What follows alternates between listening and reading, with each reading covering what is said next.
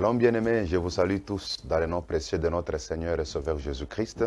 Vous tous les amoureux de l'émission, posons les fondements, une émission qui passe dans votre meilleure chaîne chrétienne, ZM. Nous sommes encore très heureux de se retrouver encore une fois avec un nouveau numéro dans cette émission, posons le fondement. Moi, c'est le pasteur Cédric Lukusa, je suis le pasteur de l'église Temple Chrétien Mont-Carmel.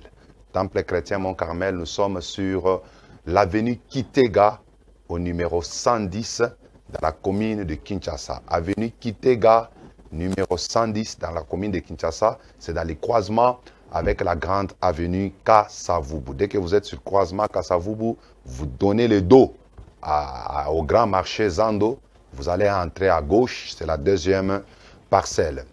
Nous prions là-bas chaque mercredi et vendredi de 17h30 à 19h30 et chaque dimanche, nous nous réunissons de 8h juste jusqu'à 11h30. Nous sommes en train de développer un meilleur sujet que nous avons intitulé « Un autre Jésus, un autre esprit et un autre évangile ». Un autre Jésus, un autre esprit et un autre évangile. Et nous avons tiré notre texte de base en 2 Corinthiens au chapitre 11, du 1er jusqu'au 4e verset. D'ailleurs, je vous prie que nous puissions lire cette merveilleuse écriture. Oh, si vous pouvez supporter de ma part un peu de folie. Mais oui, supportez-moi, car je suis jaloux de vous d'une jalousie de Dieu, parce que je vous ai fiancé à un seul époux pour vous présenter à Christ comme une vierge pure. Toutefois, de même que le serpent séduisit Ève par sa ruse, je crains que vos pensées ne se corrompent et ne se détournent de la simplicité à l'égard de Christ. Car si quelqu'un vient vous prêcher un autre Jésus, que celui que nous vous avons prêché, ou si vous recevez un autre esprit que celui que vous avez reçu, ou un autre évangile que celui que vous avez embrassé, vous le supportez fort bien. Alléluia.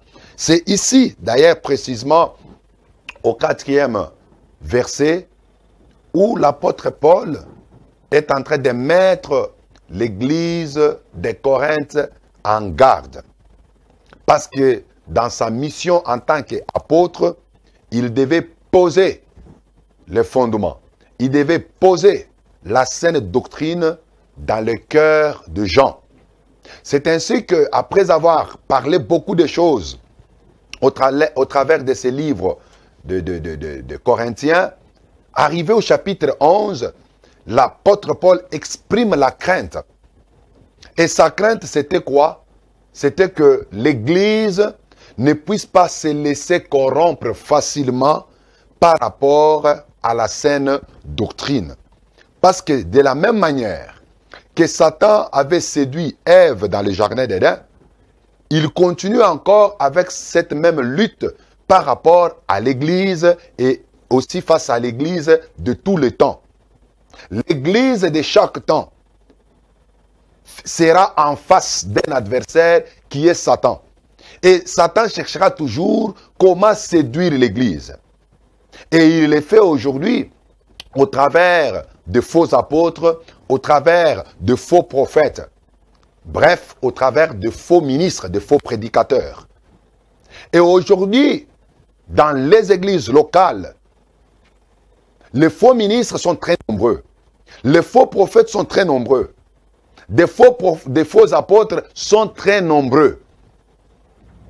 Et comment maintenant ils font? Ils prêchent un autre Jésus. Ils viennent avec un autre esprit. Et ils prêchent un autre évangile.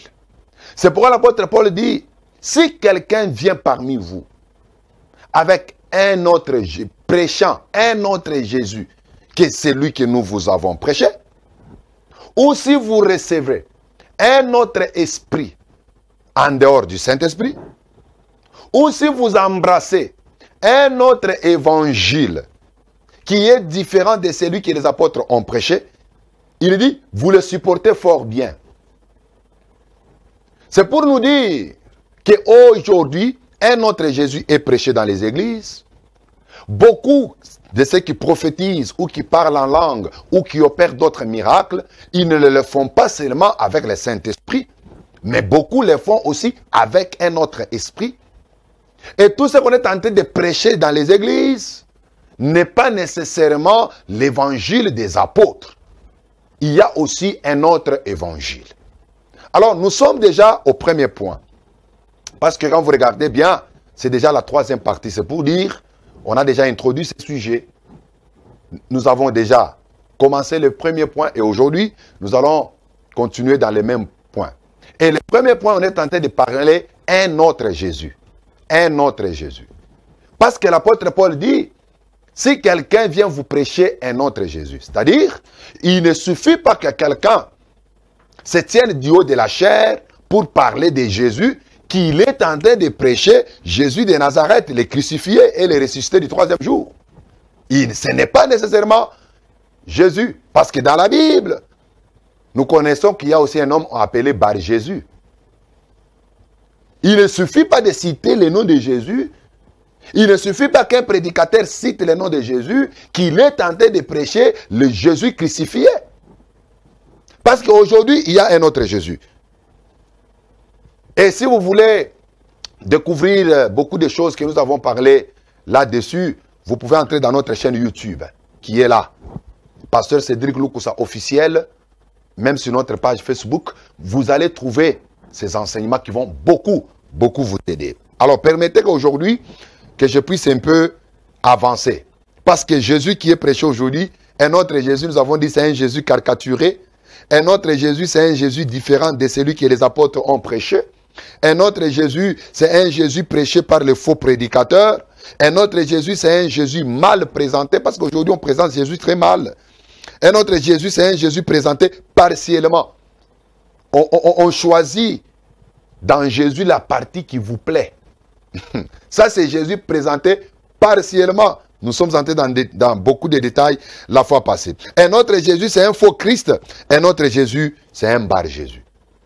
Mais le Jésus que nous devons prêcher, c'est le Jésus crucifié. Jésus prêché par les apôtres. Alors, nous nous sommes posé la question, c'est là où d'ailleurs nous nous sommes limités la fois passée. Comment reconnaître le vrai Jésus? Parce que pour connaître le vrai, pour discerner, distinguer le faux dollar, il faut commencer par connaître le vrai dollar. Lorsque vous connaissez un vrai billet de 100 dollars, je m'excuse, très facilement, vous allez connaître et identifier le faux billet de 100 dollars. C'est pourquoi nous allons prendre beaucoup de temps à parler de Jésus dans les détails. Et je vous avais d'ailleurs prévenu, c'est par rapport à la chaîne de télévision ZM, c'est le thème pratiquement de l'année. Parce qu'ici, on fait la promotion de Jésus et du nom de Jésus. Alors, nous avons la responsabilité de présenter Jésus dans toutes ses facettes. C'est comme ça que nous avons parlé des 4 faces de Jésus, les 4 faces principales de Christ. Alors nous avons pris cela en Apocalypse chapitre 4, le verset 6 à 7, au travers des 4 êtres vivants. Nous avons dit ces êtres vivants qui étaient autour du trône, ce n'étaient pas seulement des êtres célestes, mais aussi au travers de ces êtres célestes, ils étaient en train de révéler la nature ou les différentes natures de celui qui était assis sur le trône. Parce qu'il y avait un homme assis sur le trône, mais autour du trône et à l'intérieur du trône, il y avait 4 êtres vivants. Ces 4 êtres vivants nous révélaient la personne qui était assise sur le trône. Alors que celui qui était assis sur le trône, c'est Dieu lui-même, c'est Jésus-Christ. Parce que Jean, quand il voit en Apocalypse 5, il voit que l'agneau de Dieu c'est celui-là qui était assis sur le trône. Or, l'agneau, selon Jean 1, 29, il s'agit de la personne de Jésus. Donc, Jésus-Christ, il est présenté en Apocalypse 4, 6 à 7 au travers des 4 êtres vivants, les différentes faces de Jésus. C'est ainsi que nous avons dit, le premier être vivant, il était semblable à un lion. C'est à ce moment-là que nous parlerons de Jésus dans la face du lion. Vous voyez? Et le deuxième être vivant, il était semblable à un veau. La deuxième face de Christ, le veau. Nous parlerons de la face du veau. Jésus comme le veau. Et le troisième être vivant, il avait la face d'un homme. La face d'un homme. Nous parlerons de Jésus, fils de l'homme. Et le quatrième être vivant, il avait la face d'un aigle. Et là, nous allons parler de Jésus comme étant le Fils de Dieu ou Dieu manifesté dans la chair. Alors aujourd'hui, commençons avec la première face de Christ qui est la face de l'homme. La face de l'homme, ou soit nous allons dire le vrai Jésus est le Fils de l'homme. Jésus, le Fils de l'homme. Le vrai Jésus, c'est lui qui est différent des barres Jésus. Le vrai Jésus bien présenté, il est le Fils de l'homme.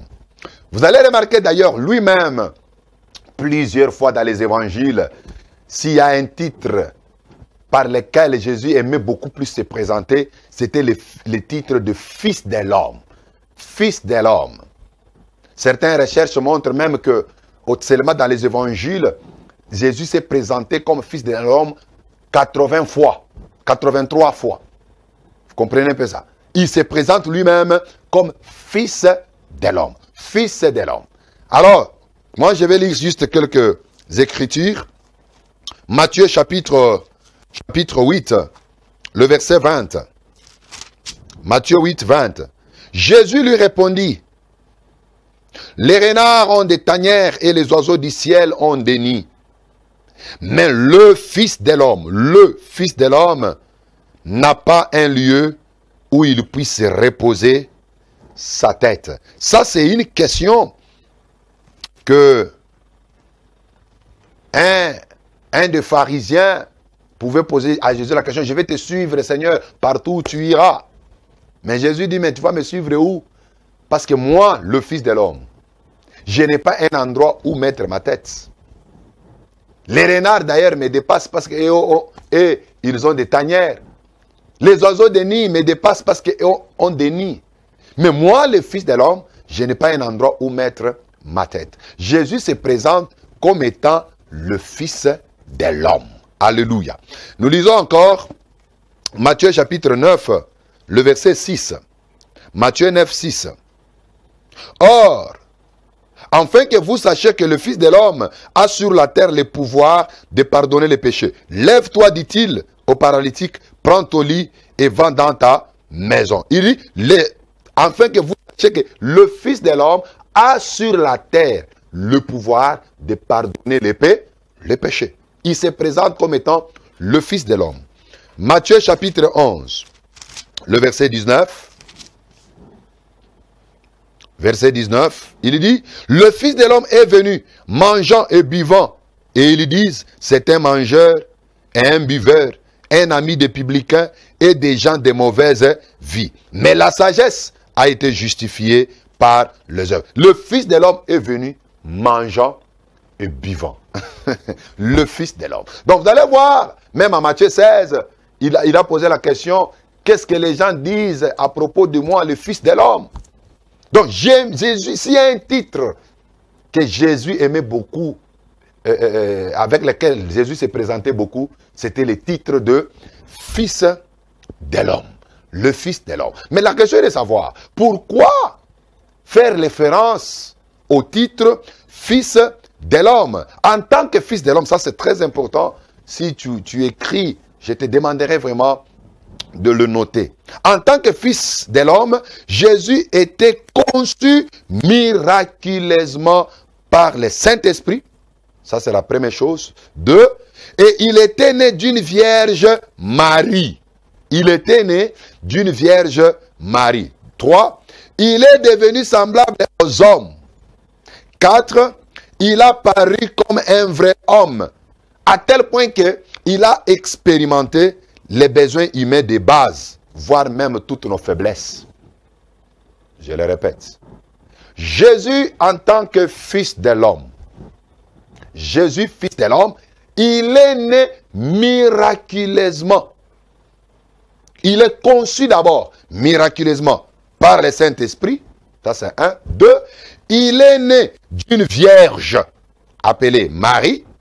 Trois, il est devenu par la suite semblable aux hommes et apparu comme un vrai homme à tel point qu'il a expérimenté les besoins de base des hommes.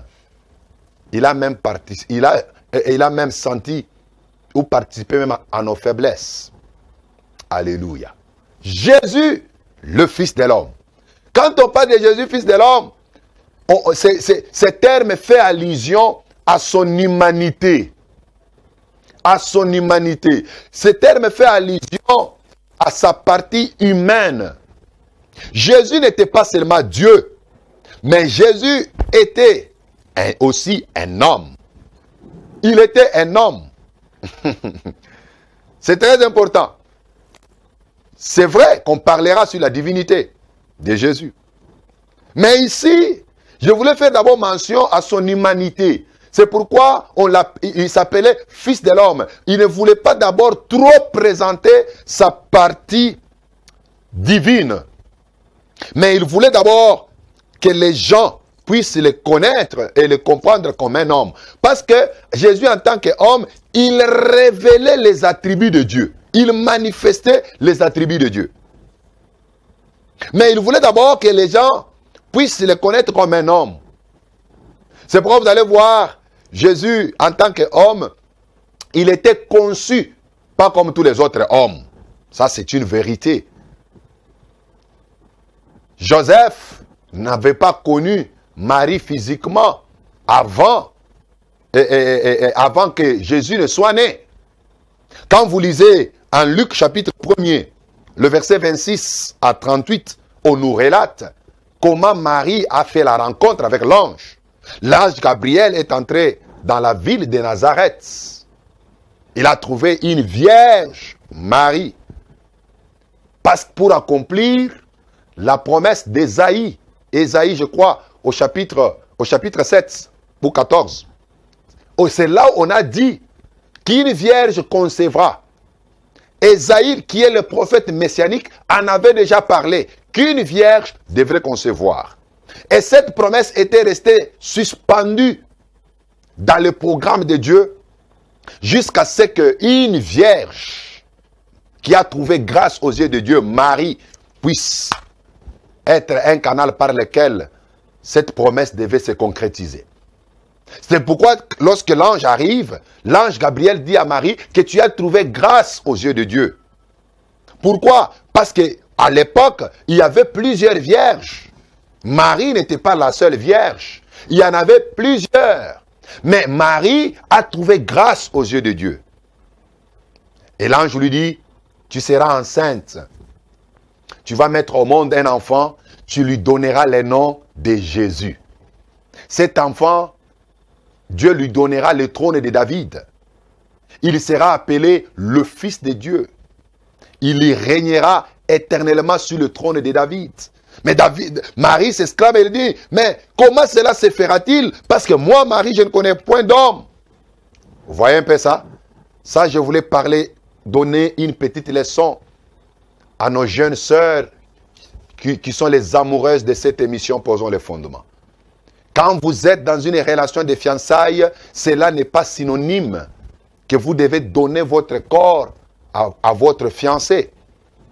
C'est pourquoi vous allez voir la plupart des gens qui se marient aujourd'hui, ils connaissent beaucoup de problèmes dans leur vie de couple. Pourquoi? Parce qu'ils n'ont pas respecté Dieu, ils n'ont pas honoré Dieu dans leur relation de fiançailles. Je suis pasteur, je connais ce que je dis. Beaucoup de gens qui connaissent des difficultés dans leur mariage, quand vous les suivez très bien, ils n'ont pas honoré Dieu pendant leur période de fiançailles. Et aujourd'hui, beaucoup de prostituées se cachent dans les mots soi-disant fiançailles. Ils font tout ce qu'ils peuvent faire dans les fiançailles. Ils sortent comme ils veulent. Ils se touchent sur le corps comme ils veulent. Vous voyez un peu ça? Et ça n'honore pas Dieu.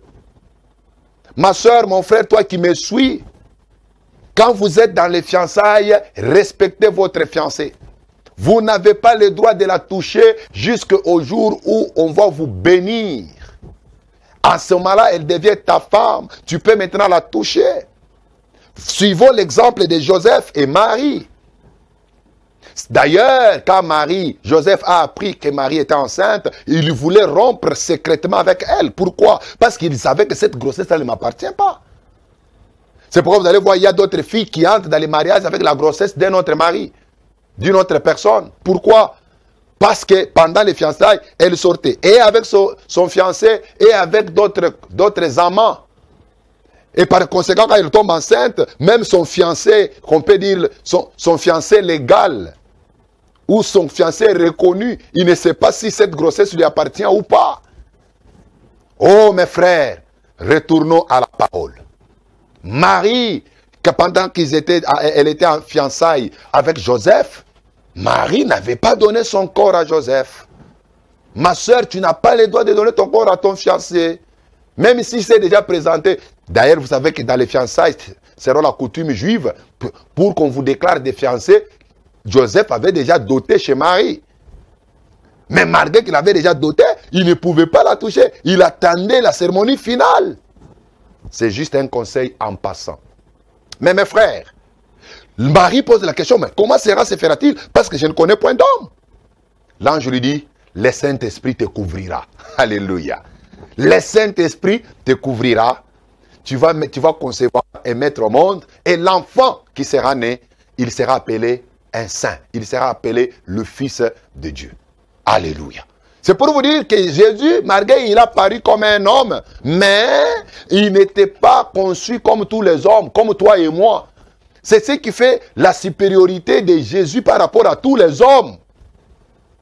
Vous savez que Ecclésiaste s'est exprimé, il a dit, on m'a présenté parmi 1000 femmes, je n'ai trouvé aucune. Mais quand on m'a présenté 1000 hommes, j'ai trouvé parmi 1000 hommes un seul homme. Cet homme-là, ce n'est pas toi qui me suis, ce n'est pas toi. Le seul parmi 1000 ou parmi 10 000, c'est Jésus-Christ. Il était l'homme parfait. Il n'était pas conçu comme toi et moi. Pour que nous puissions naître, il a fallu que le père et la mère puissent sortir ensemble pour donner naissance. Mais Jésus, ce n'était pas comme ça. Le Saint-Esprit était venu à couvrir Marie. C'est ainsi que Jésus était né. Donc Jésus est conçu par le Saint-Esprit, miraculeusement par le Saint-Esprit. Il n'a pas été conçu par une union d'un homme et d'une femme. C'est pourquoi Jésus est plus grand que Mahomet. Alléluia. Jésus est plus grand que Bouddha. Jésus est plus grand que Moïse. Jésus est plus grand qu'Abraham. Jésus est plus grand que tous les hommes qui ont existé sur cette terre. Parce que tous les autres hommes sont conçus par l'union d'un homme et d'une femme. Mais Jésus, ce n'était pas comme ça. Il est conçu miraculeusement par le Saint-Esprit et il est né d'une vierge. As-tu déjà vu une vierge qui met au monde? Mais avec Jésus, ça s'est fait. Ça s'est fait. Marie a mis au monde Jésus tout en état vierge. C'est pourquoi on parle de la conception et de la naissance miraculeuse de Jésus. Alléluia. Il est devenu semblable aux hommes. Il a paru comme un vrai homme. Jésus n'a pas marché sur la terre comme un mystique. Comme un fantôme, non, non. Comme un esprit, non, non. Sur la terre, il a marché comme un homme. C'est pourquoi il avait besoin de manger. C'est pourquoi il mangeait. Il buvait aussi. Vous comprenez? Il avait besoin de l'eau. Pour voyager, il prenait la pirogue. C'est-à-dire, si Jésus était né à l'époque comme celui-ci, comme notre époque, Jésus devait commencer à voyager aussi par des avions. Vous voyez un peu ça? Pour prêcher, il devait monter dans la barque et reculer un peu la barque au milieu de la mer. Parce que quand le vent, le flot de la mer s'est fait, sa voix pouvait être entendue par beaucoup de gens. Vous voyez un peu ça? Jésus, il a paru comme un homme. Il a fait aussi les choses sur la terre comme un homme. Il avait aussi faim. N'est-ce pas, non? Vous vous rappelez en Jean chapitre 4, le premier verset jusqu'au 8e verset, après qu'il ait beaucoup travaillé, la Bible dit Jésus eut faim. Les disciples sont allés les chercher quelque chose à manger. Et il a commencé à parler avec une femme samaritaine. Il demandait de l'eau à cette femme. C'est-à-dire Jésus avait soif. Il avait aussi des besoins naturels, comme tout autre homme. Alléluia. La Bible dit, il a paru comme un vrai homme. Et cela nous est confirmé en Philippiens. Oh là, je voulais qu'on lise. Philippiens chapitre 2, le verset 5 à 11. Philippiens 2, 5 à 11. Ayez en vous les sentiments qui étaient en Jésus-Christ, existant en forme de Dieu. Jésus était Dieu, mais il n'a point regardé son égalité avec Dieu comme une proie à arracher. J'en reviendrai avec cette écriture lorsque je vais parler de la face de l'aigle de Jésus. Mais il s'est dépouillé lui-même. Il s'est dépouillé lui-même en prenant une forme de serviteur. Jésus s'est dépouillé lui-même. Il a pris la forme de serviteur en devenant semblable aux hommes et il a paru comme un vrai homme. Alléluia. Il s'est humilié lui-même. Lui-même. En se rendant obéissant jusqu'à la mort. Même jusqu'à la mort de la croix. C'est pourquoi Dieu l'a souverainement élevé. Et lui a donné le nom qui est au-dessus de tout nom. Afin qu'au nom de Jésus, tout genou fléchisse dans le ciel, sous la terre et sous la terre. Et que toute langue confesse que Jésus-Christ est Seigneur. À la gloire de Dieu le Père. La partie qui m'intéresse plus, c'est que, existant en forme de Dieu, il n'a pas regardé cela comme une proie à arracher pour être semblable à Dieu. Mais il a paru comme un vrai homme. Il s'est humilié. Il s'est humilié lui-même. En prenant la forme d'un serviteur. Il s'est dépouillé. Quand on dit s'est dépouillé, ce n'est pas que Jésus a renié à sa divinité. Non. Sur la terre, il était 100% homme. Il était 100% Dieu. C'est ce qu'on appelle en d'autres termes l'union hypostatique. Donc Jésus, en lui, là, il était 100% homme et il était 100% Dieu. Alors quand on dit ici, il s'est dépouillé, ce n'est pas que Jésus a renié à sa divinité. Non, il n'a pas renié à sa divinité, mais il s'est plutôt humilié. Il s'est abaissé. Alléluia. Il s'est abaissé pour vivre avec les hommes. Et ce n'est pas un hasard. Ce n'est pas un hasard, parce qu'en Ésaïe 35, la Bible dit Dieu lui-même viendra pour vous sauver. Mais comment Dieu viendra sauver un homme? Dieu est esprit. Comment viendra-t-il sauver un homme? Or, selon la règle de la rédemption ou du rachat, il a fallu qu'un proche parent, c'est le proche parent qui avait le droit de racheter ou acheter de nouveau quelqu'un, une personne. C'est-à-dire, il doit être semblable, il doit être proche de l'homme, il doit être de la famille de l'homme. Oh mes frères, c'est très important. Maintenant, Dieu, pour racheter l'homme, il ne pouvait pas garder sa nature d'esprit. Il a fallu que Dieu, pour respecter la règle de la rédemption ou la règle du rachat, que Dieu devienne aussi comme un homme, qu'il prenne la chair humaine. C'est pourquoi selon Jean chapitre 1er, le verset 14, on nous dit que la parole a été faite chair. Dieu s'est fait chair. Pourquoi? Dieu est devenu un homme. Dieu est devenu un homme. Mais pourquoi Dieu est devenu un homme? C'est pour accomplir la loi du rachat, qui stipule que pour racheter quelqu'un, tu dois être son proche parent. C'est pourquoi Dieu devait devenir semblable aux hommes. Et lorsque il est né comme tout autre homme, quand il a paru comme tout autre homme, on l'a appelé fils de l'homme. Mwana Yamoto. Alléluia. Oh, c'est merveilleux, mes frères. Il est devenu fils de l'homme. Il a paru comme un vrai homme. Hébreu. Oh, j'ai sens une grande joie quand je parle de ces choses. Hébreu chapitre 2, le verset 14. Ainsi donc, puisque les enfants participent au sang et à la chair, il y a également participé lui-même, afin que par la mort, il rende impuissant celui qui avait la puissance de la mort, c'est-à-dire les diables. Vous voyez un peu ça? Ainsi, il délivre tous ceux qui, par crainte de la mort, étaient toute leur vie retenus dans la servitude. Ici, Hébreu est en train de nous révéler la raison pour laquelle Jésus était devenu un. Je lis directement le verset 17 et puis je vais expliquer. En conséquence, il a dû être rendu semblable en toutes choses à ses frères. Alléluia.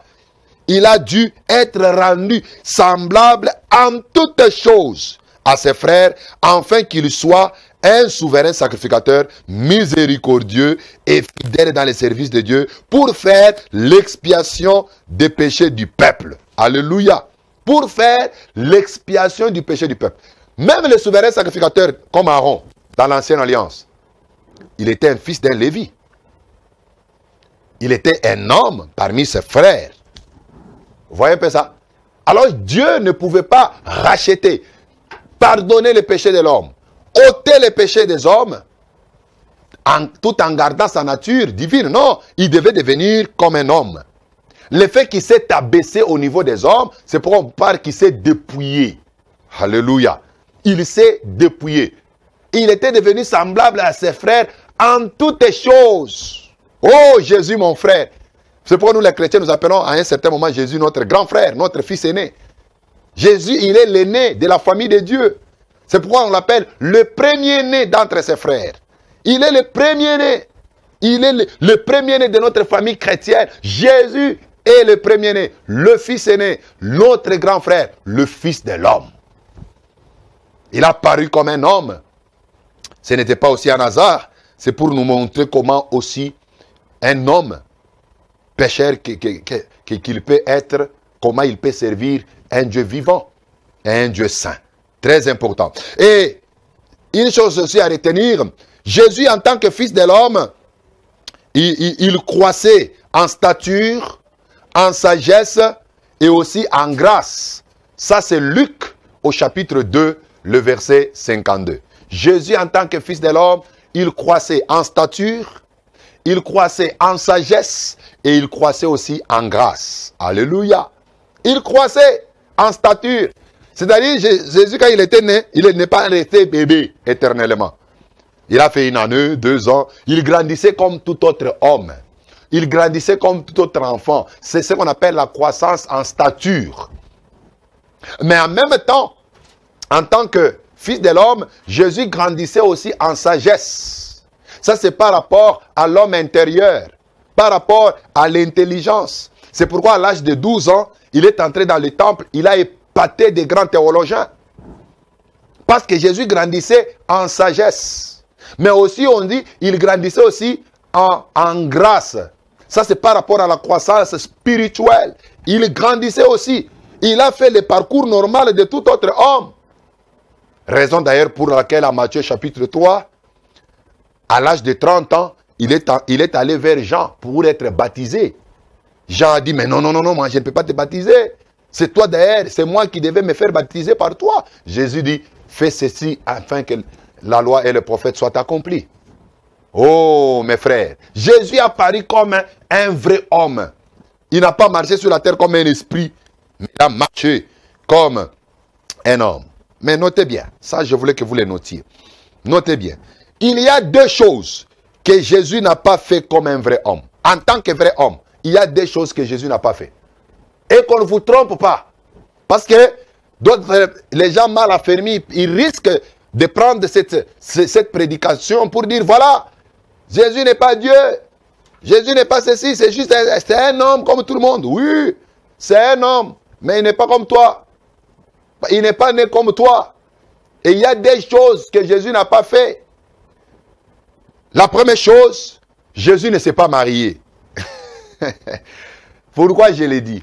Vous allez suivre des documentaires, on vous présente que Marie de Magdalène était une femme que Jésus aimait beaucoup. Hein? Il y a même des documentaires, on vous montre Jésus qui s'est marié et puis qui a mis au monde. Ça, ce n'est pas le vrai Jésus. Ça, c'est un autre Jésus. Alléluia. Ça, c'est un autre Jésus. Le Jésus de la Bible. Jésus de Nazareth, le crucifié. C'est lui qui est mort et qui est ressuscité le troisième jour. Il ne s'était pas marié. Il ne s'était pas marié. Il n'avait pas de femme sur la terre. Deuxième chose que Jésus n'a pas fait en tant qu'un vrai homme. Jésus n'a pas commis de péché. Très important. Surtout ça. Parce qu'il n'est pas se marier. Nous avons des prêtres qui ne se marient pas. Cela ne fait pas d'eux de Jésus. Vous voyez? Mais Jésus, il n'a pas commis de péché. Il a vécu comme un vrai homme, mais en lui, il n'y avait pas de péché.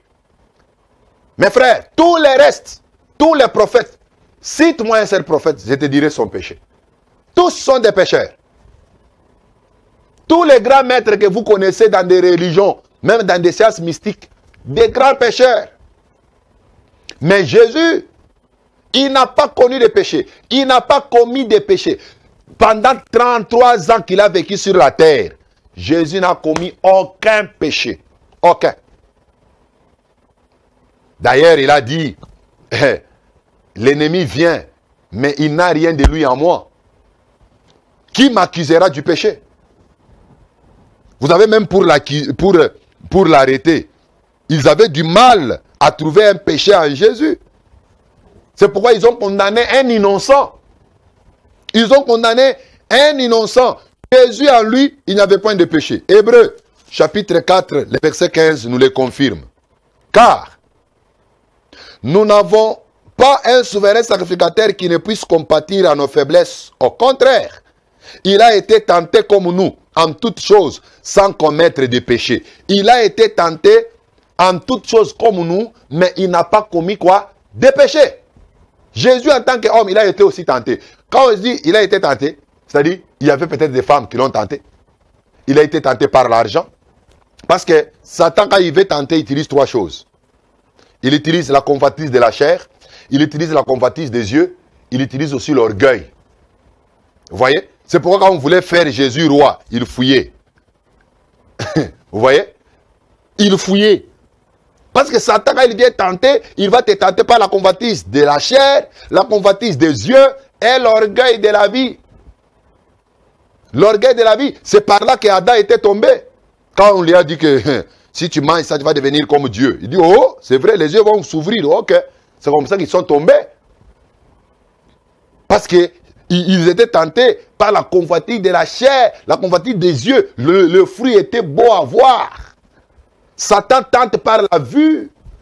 Il va te présenter les choses que tu aimes, que tu apprécies. Vous voyez? C'est pourquoi aujourd'hui, dans le monde numérique, la télé, c'est un grand danger. Un très grand danger pour beaucoup des hommes. Satan, il présente à la télé les choses que les gens aiment. Nous avons aujourd'hui même la télé dans nos téléphones. Nous avons le YouTube dans les téléphones. Mais attention, il y a aussi les pièges du diable là-dedans. Parce que Satan viendra te tenter. Il a tenté Jésus. Rappelez-vous, il l'a amené au-dessus du temple. Il lui a dit, jette-toi par terre. Car il est écrit de toi, il enverra les anges, afin que son pied ne heurte contre la pierre. Vous voyez un peu ça? Mais Jésus dit, oh, tu ne tenteras point l'Éternel ton Dieu. Jésus a résisté.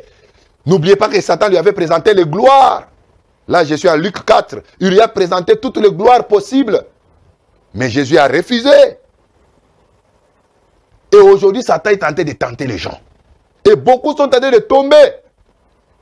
Combien les gens ont vendu leur âme à cause de la gloire de ce monde, à cause de la renommée de ce monde. Combien de gens ont vendu leur âme.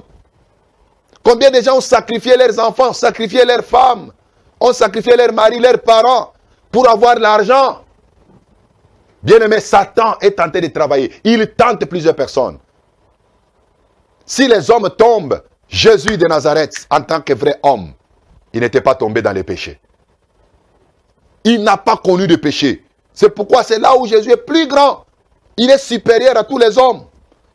Jésus est supérieur à Kimbangu. Jésus est supérieur à Kakou Philippe. Jésus est supérieur à Branham. Jésus est supérieur à Kadima Mwakwiri. Jésus est supérieur à Bouddha. Jésus est supérieur à Mahomet.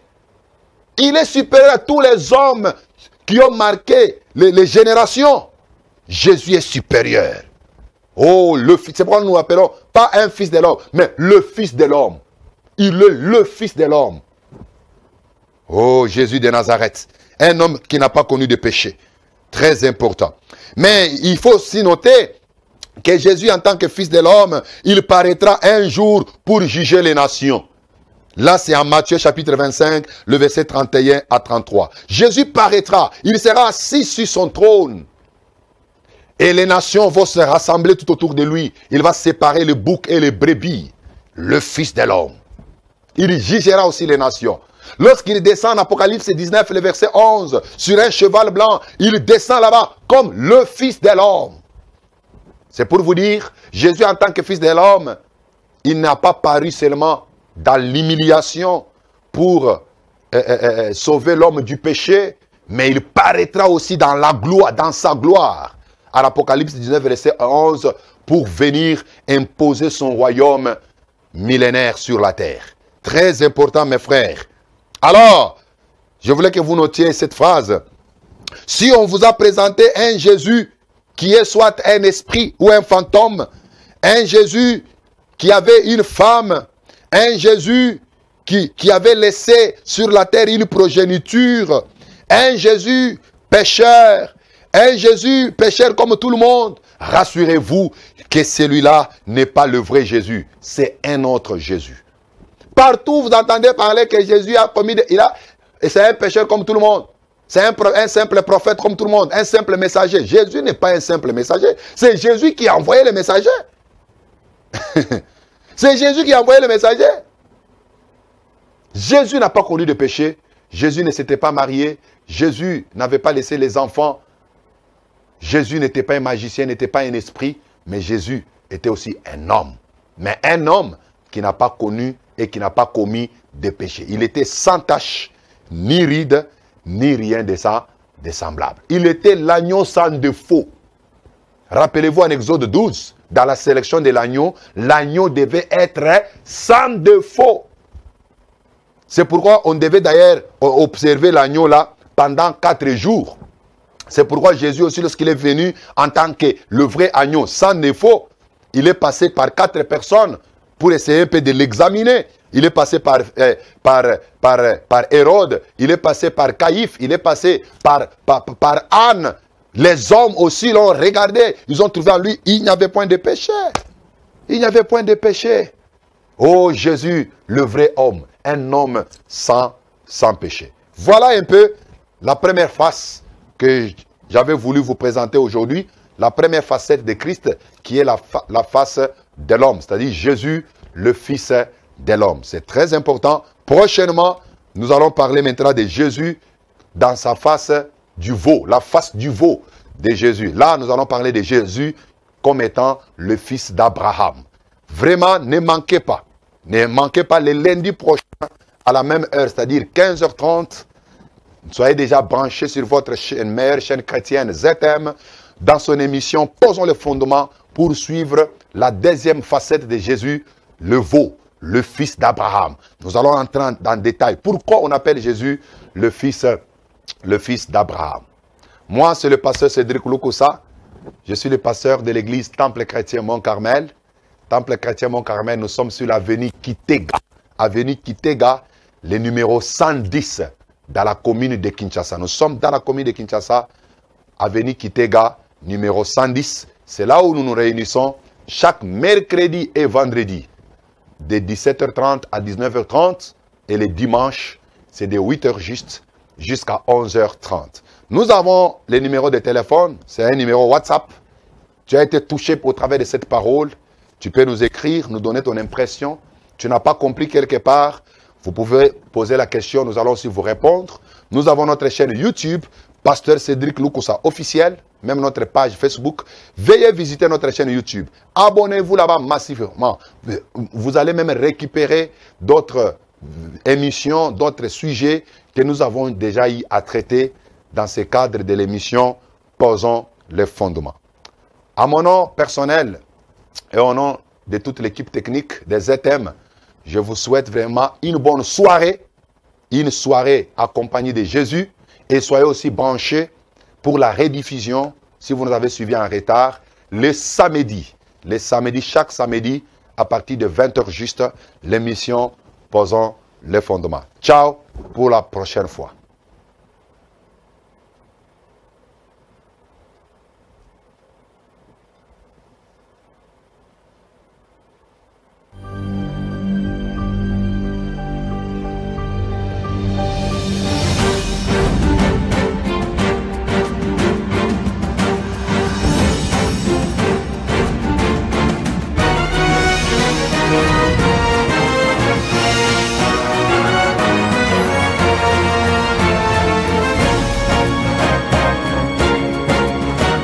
Il y a plus de 2000 ans de cela que le créateur de tout l'univers, du monde visible et invisible, a quitté le ciel pour la terre, en prenant la forme d'un serviteur, né d'une vierge femme, conçue par la vertu du Saint-Esprit. Jésus-Christ, malgré son apparence humaine, en lui habitait toute la plénitude de la divinité, parce qu'il n'était pas que le Fils de l'âme, il était aussi le Fils du Dieu vivant, celui que tous les anges des cieux adorent. Il est le seul envoyé de Dieu qui a apporté aux hommes la grâce et la faveur divine d'être sauvés et d'avoir, par la foi en son nom, la vie éternelle. Connaître le Fils de Dieu, tel est le terme de l'année 2021 que le ministère Zoé Tabernacle vous présente, à vous qui avez faim et soif de connaître le pasteur et le gardien de vos âmes, celui en qui vous avez cru sans l'avoir vu. Et ici en République démocratique du Congo, une nouvelle ère de gloire se lève.